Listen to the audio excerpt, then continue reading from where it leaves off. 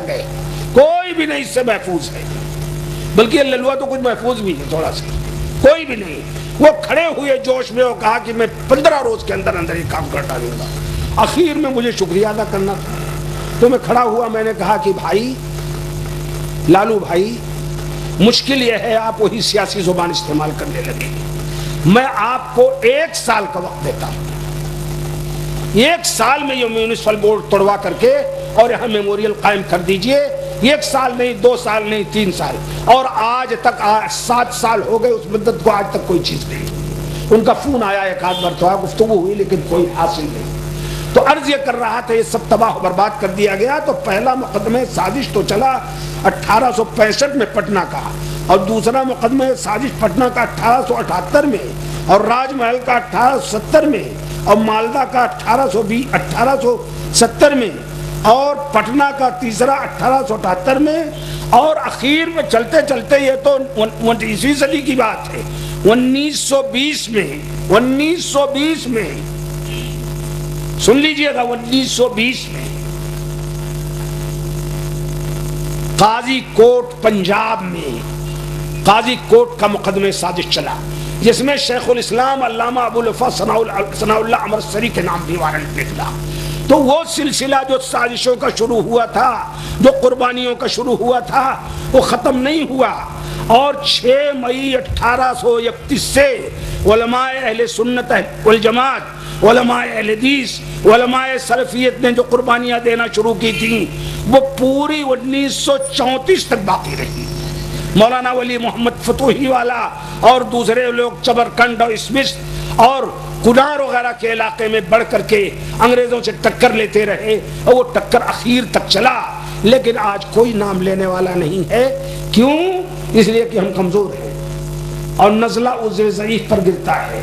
और फारसी का शेर है मर्ग ज़ईफ़ी की सवा है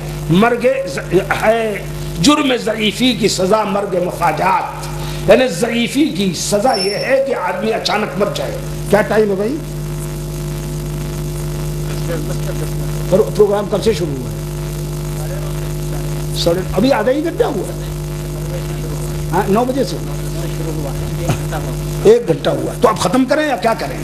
बैठे तो लोग हैं, चाहते हैं कि रात भर मैं इसी तरह बात करता हूं, लेकिन मेरी कैफियत जो है सेहत की वो ऐसी नहीं है, इसलिए मैंने इशारा। अच्छा, एक बात और सुन लीजिए, जब मौका आया है, चलिए कोई नहीं, जब तक आप कहेंगे, आप 11 बजे तक कहेंगे, 11 बजे तक नहीं। लेकिन शर्त यह है कि एक आदमी बैत करेगा कि वो फजर की नमाज जमात से पढ़ेगा।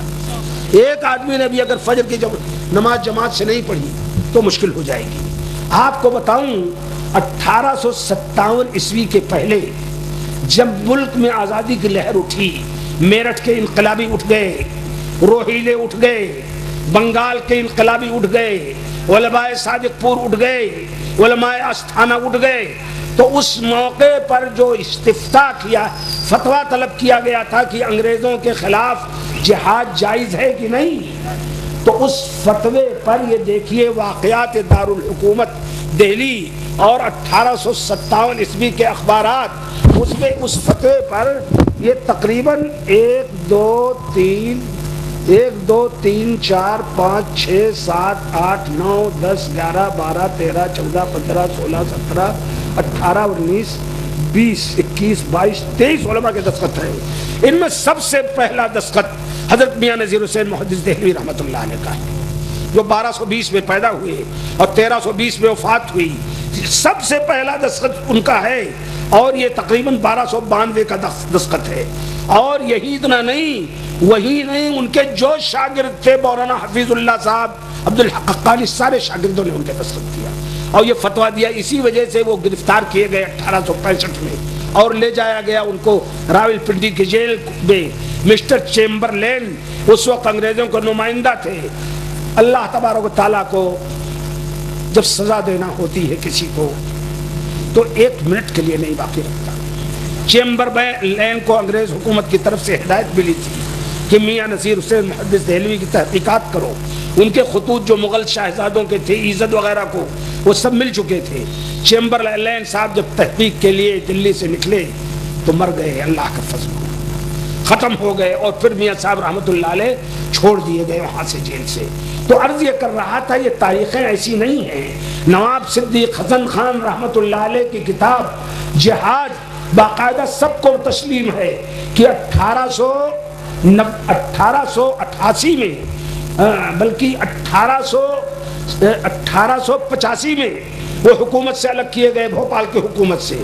ان کی کتاب جہاد پکڑی گئی، وہ انگریزوں کے ہاں گئی، لیکن نواب صدیق حسن خان رحمۃ اللہ علیہ بہت بڑے زیرک اور بہت بڑے ذہین اور بہت بڑے امام تھے، اس دور میں بھی انگریزی جانتے تھے، اور کتابیں تو ان کی اتنی ہیں 235 کتابیں ہیں ان کی تصنیفات، عربی، فارسی، اردو، جن میں سے بعض کتابیں بڑی بڑی تختی پر 15 جلدوں میں ہیں، 15 جلدوں میں، جیسے تفسیر ترجمان القرآن ہے، اور اسی طریقے سے تفسیر فتح البیان ہے، اسی طریقے سے صحیح مسلم کی شرح ہے، 15 جلدوں میں، اور صرف حدیث اور تفسیر نہیں، نحو، صرف، منطق، فلسفہ، کسی چیز میں کمی نہیں۔ اور پوری ایک ٹیم انہوں نے تیار کر دی، مولانا سلامت اللہ جیرات پوری، مولانا مظہر حسین۔ یہ کیفیت تھی دوستو، حیدرآباد کے تاجروں، وادی حدیث کے ذمہ داروں، سبق لو۔ نواب صدیق حسن خان نے یہ انعام مقرر کیا تھا کہ جو آدمی بلوغ المرام حفظ کر لے گا اس کو 50 روپے مہینے، اور حفظ کرنے کے بعد ایک بڑا انعام، اور جو مشکات المصابیح حفظ کر لے گا اس کو 100 روپے مہینے۔ آج جانتے ہیں 100 روپیہ کتنا تھا اس دور کا؟ یہ تقریباً 1885 وغیرہ کی بات ہے۔ کتنا رہا ہوگا آج سے 15 سال، 22 سال، 1000 اس وقت کا آج کے 1 لاکھ سے کم نہیں۔ اس کے علاوہ ان کی جب وفات ہوئی تو قاضی محمد مچھلی شہری جو ان کے یہاں چیف جسٹس تھے، انہوں نے چاہا کہ یورپ پہ جا کر کے دعوت و تبلیغ کریں، تو ان کو 1 لاکھ روپیہ بیگم شاہجہاں بیگم نے دیا کہ جائیں وہ لندن اور یورپ میں دعوت و تبلیغ کریں۔ ان کے دوسرے عالم تھے مولانا مظہر حسین، انہوں نے خواہش ظاہر کی کہ انہیں بھیج دیا جائے مکہ، چنانچہ مکہ اور مدینہ اور جدہ میں بھوپال کی جتنی روایتیں تھیں وہ سب انہوں نے دیکھنا شروع کیا اور سب کے نگراں رہے۔ اور یہی اتنا نہیں، مولانا عبدالتواب ان کی علمی صلاحیت کی، ان کی حق گوئی کا، ان کا طریقہ یہ تھا کہ ایک مقدمہ تھا ایک آدمی سے، مولانا مچھلی شہری رحمت اللہ علیہ قاضی تھے، نواب صاحب آئے کورٹ میں، اور وہ آدمی جس کے ساتھ نواب صاحب کا مقدمہ تھا وہ بھی آیا، اتفاق سے نواب صاحب کرسی پر بیٹھ گئے، تو مولانا محمد مچھلی شہری نے اٹھے اور کہا میں ایسے مسئلے پر فیصلہ نہیں دے سکتا جس میں ایک فریق کرسی پر بیٹھے اور دوسرا فریق کٹہرے میں کھڑا ہو۔ چنانچہ مولانا انہوں نے نواب صدیق حسن خان کو نکال دیا فوراً وہاں سے۔ جب نکال دیا تب جا کر کے کام چلا، تب جا کر کے مقدمے کا فیصلہ ہوا۔ کون سی چیزیں مشکل یہ ہے کہ اتنی چیزیں ہیں کہ ادھر جاؤ تو ادھر بہک جاؤ، ادھر جاؤ تو اس میں ڈوب جاؤ، کون سی چیز اجالی جائے، کون سی چیز دبائی جائے۔ تو عرض کر رہا ہوں کہ یہ پوری تاریخ ہے۔ نہیں تو میاں نذیر حسین محدث دہلوی جن کی ولادت 1220 میں ہوئی، وفات 1320 میں، رجب 1320، اکتوبر 1902 میں وفات ہوئی، جن کے بارے میں اس وقت کے بڑے ادیب عبدالحلیم شرر نے کھل کر لکھا تھا اس دور کا کوئی مجدد ہو سکتا ہے تو میاں نذیر حسین محدث دہلوی ہو سکتے ہیں، جن کے بارے میں منشی محمد فوق مشہور غیر اہل حدیث حنفی عالم اور ادیب اور صحابی نے لکھا تھا کہ اس دور کے مجدد میاں نذیر حسین محدث دہلوی۔ یہ میاں صاحب وہ ہیں، سنیے، کہ انہوں نے 70 سال تک ایک کرائے کے مکان میں بیٹھ کر، سنے ہمارے علماء، ہم لوگ جو مدرسے چلاتے ہیں، 70 سال تک کرائے کے ایک کمرے میں بیٹھ کر کے درس حدیث دیا، کوئی ملکیت ان کی نہیں تھی۔